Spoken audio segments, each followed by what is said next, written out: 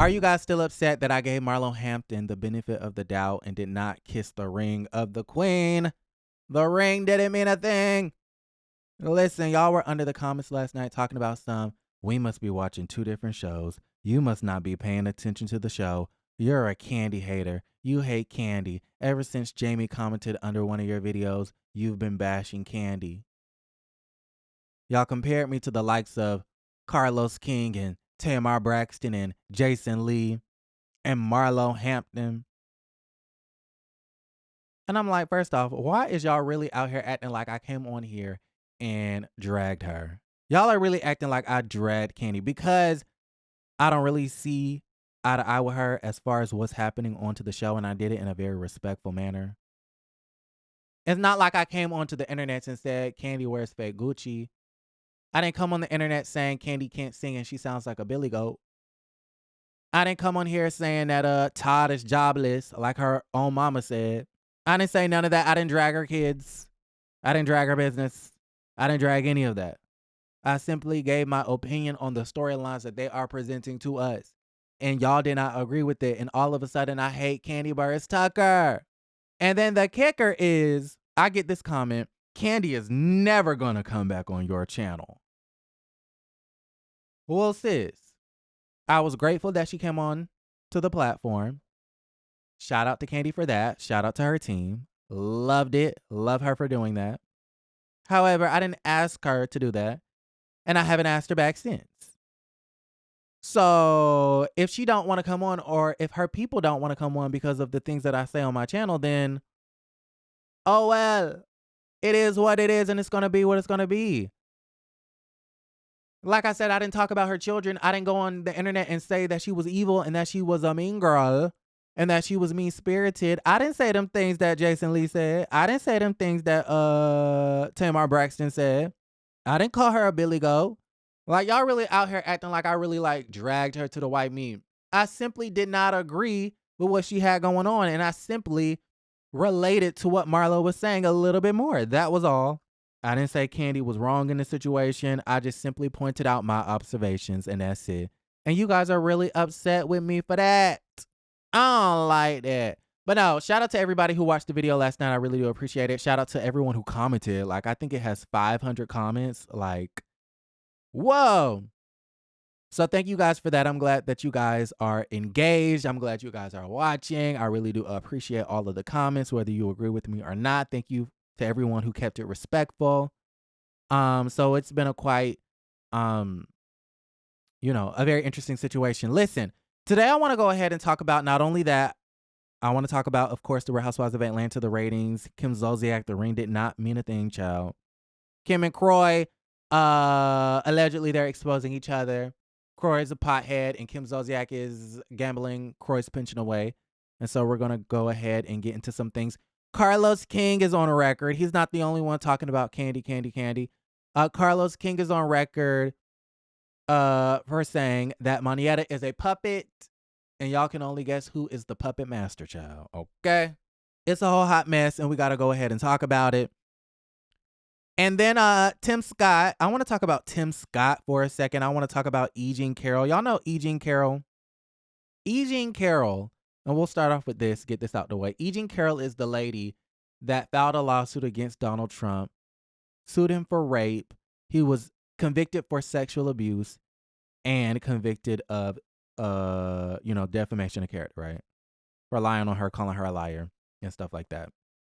Well, y'all know a couple of days back, maybe like last week or the week before that, Donald Trump and CNN decided to partner up together to do a town hall, which I thought was horrendous. The town hall was disastrous because not only was Trump just spewing out his lies and a whole bunch of more lies, but the whole audience was filled with nothing but MAGA. So they were clapping for all of his disrespect. Remember when he told Caitlyn Collins that she was a nasty woman? Okay, you're a nasty girl. Janet Jackson, 7th Streeter vibes. He said, you're a very nasty person. And they were clapping. I'm like, why would CNN put a whole bunch of MAGA folks to encourage his bad behavior onto the town hall? It was very disgusting. But anyways, ended up calling E. Jean Carroll a liar after he was found liable of sexual abuse and defamation of character and owes $5 million. After the judgment, he went on to CNN and said that the girl was still a liar. Writer E. Jean Carroll sought to amend a defamation lawsuit against former President Trump on Monday to include further damages over remarks he made about her during a CNN town hall event earlier this month. During the town hall event, Trump ridiculed Carroll and a jury's decision to hold him liable for sexual abuse and defamation and to award the writer $5 million in damages in her previous civil suit against him. Trump, who was running for president again in 2024, called Carroll a whack job and called her allegations fake and made up during the event, which is the reason why now she wants to amend the defamation suit and she wants $10 million instead of $5 million. And I'm like, girl, get your money. Get your money. Get your money, sis. Because you're doing the very same thing that you were held liable for, which is defaming her character. That's why she sued you the first time. And then you're going to go on flop ass CNN, which I'm not a fan of CNN in this moment, and lie some more. And so speaking of the conservatives, child, okay, we have a black conservative, Mr. Tim Scott, running for office. He wants that Republican nomination for president of these United States. And what's interesting is that, I had an open mind. I was like, okay, I'm going to watch his campaign ad and I'm going to see what he has to say and things like that. I'm going to keep an open mind because the House guests keep telling me that I, should not just vote for Democrats. You know what I mean? I should be open-minded to all points of views. And so I was open-minded and I saw when Tim Scott said this. Today's kids are growing up immersed in a culture where everyone's a victim. We have to start teaching the necessity of individual responsibility. If you are able-bodied, you work. If you take out a loan, you pay it back. If you commit a violent crime, you go to jail. Child, he said the kids are growing up with a victimhood mentality. When he said that, he lost me. I was like, okay, we're done. We're done. We're done. I don't need you as the president to teach me about personal responsibility, individual responsibility. That's what a parent is for. Talking about if you do a violent crime, you'll go to jail. If you take out a loan, you'll go to, you'll pay it back. If you're able-bodied, you'll go to work. Well, no shit, Sherlock. Thank you. And it was so obvious that it's a dog whistle to not only the progressive part of the Democrat Party, but to black people, because there's this idea that black people have this victimhood mentality, like we just want to be victims. But I think what's missing from that is historical context. This country has not met its promise. This country has not fully 100% rectified the situation in which this country was founded on. We all know what I'm talking about. And for that, you don't have my vote. Nope. So at this point in time, DeSantis is banning drag queens and AP African American Studies and the trans and Disney and everything else. He does not have my vote. He's about to, let me Google. He may have announced his candidacy. Let me see. But Ron DeSantis is definitely not getting my vote. Trump, of course, he's not getting my vote. I mean, incited the insurrection at the damn Capitol. Twice impeached, indicted, criminally indicted, civilly held responsible for sexual abuse, a convicted sexual abuser. Grab him by the pussy. He's gross. So no to Donald Trump, no to Ron DeSantis, no to Tim Scott, and your dog whistles. No to Nikki Haley, because why? So far, not so good. I'm trying to give them a chance, but I'm sorry. Everything that comes out of their mouth is just like crazy. Moving right along, all right, to something more lighter. Y'all know I have to get my political segment in there because y'all know I'm a future political commentator in the making. The Real Housewives of Atlanta, the ratings. Let's go ahead and talk about the ratings. The girls were kind of like dragging the situation because the ratings are kind of low. But you guys had some interesting things to say. Season 15, episode 3, 765,000 live viewers, 0.21 in the demo. The girls are talking. Atlanta Transplant wrote one thing about the show. is that it's consistent in its decline. Kandi and Kenya have proven that they cannot carry the show.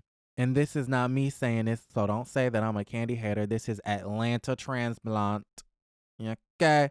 Nikki's Closet wrote, Portia needs to come back. The show is sinking without her. Her spin-off show episodes did better than the last 3 episodes of The Real Housewives of Atlanta.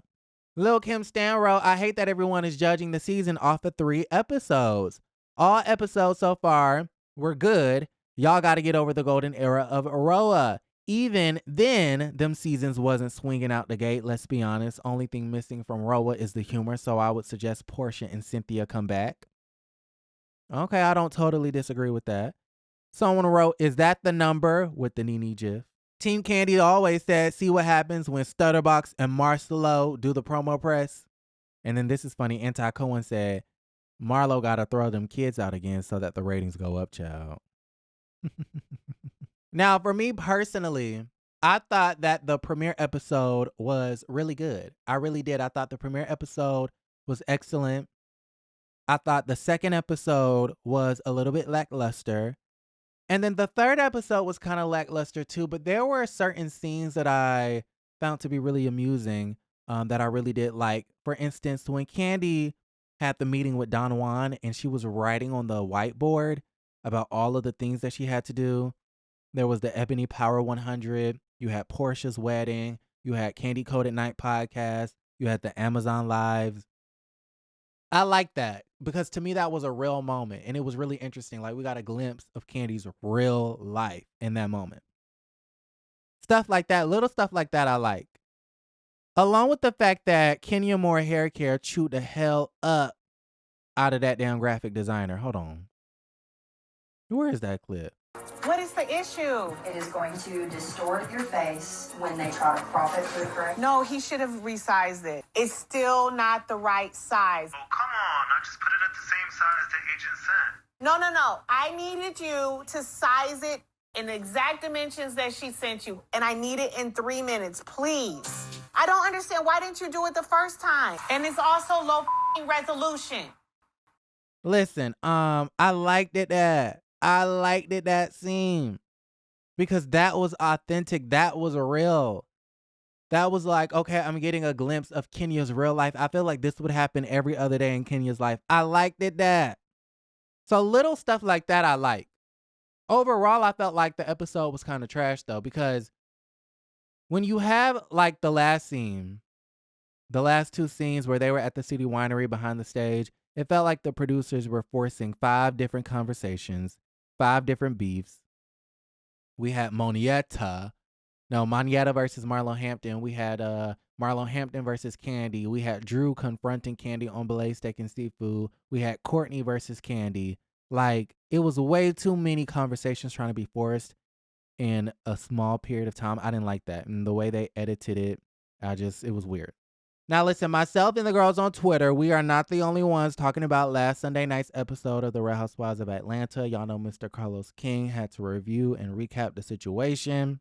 He basically went on to say that the storylines are lackluster, that, you know what I mean, the storylines are paper thin. Even his girl, Kenya Moore, he cites that they talk on the phone weekly, so we know who his source is, child.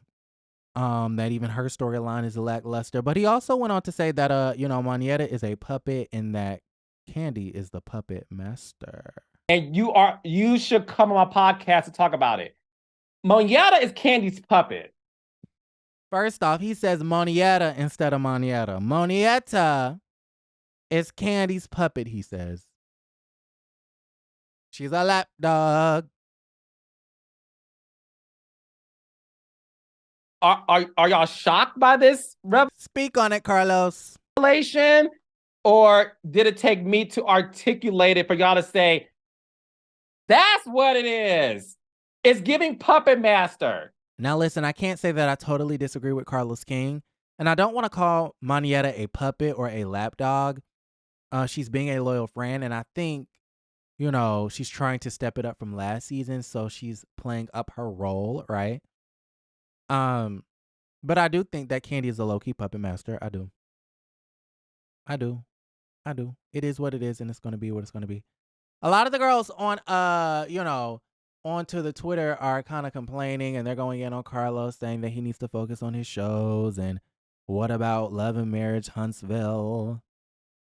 Child, the tea is that Carlos, the girls on Twitter, they're saying that Carlos is in love with Martell Holt because Carlos has yet to hold Martell Holt accountable for the harassment and the abuse that Melody is being subjected to allegedly.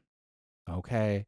The petition has 1,200 signatures, child, for him to be fired from his own creation, honey. But I kind of understand, even though, now listen, I agreed with Carlos King and basically 90% of what he said onto his review. But I kind of understand the critiques when people are like, okay, well, you're saying that Real Housewives of Atlanta is a C-, but what is your show? What is your show? What is Love and Marriage? Like you're saying that the what is it? The storylines on Real Housewives of Atlanta, you're saying that they're paper thin and that they're lackluster, but what are the storylines onto the Love and Marriage Huntsville? Onto the Love and Marriage DC? What's going on with Love and Marriage Detroit? Because honestly, I've seen the clips. First off, I saw 2 seasons straight, lackluster storylines from the very beginning. But I have been looking at all the clips from the recent episodes, and it's like this lady named Tiffany, Stormy, and Kiki, and they're sitting around and they're having conversations, and it's like, well, Kiki said this, and then Stormy said that, and then when Stormy said that, Tiffany did that. And I'm like, it's a bunch of he say, she say, but I don't know what the hell is going on. I don't hear any real conversations of substance. So it's like, okay, I'll be agreeing with a lot of what he be having to say, but it's like, if you're giving, again, RHOA a C-, what is Love and Marriage Huntsville? An F?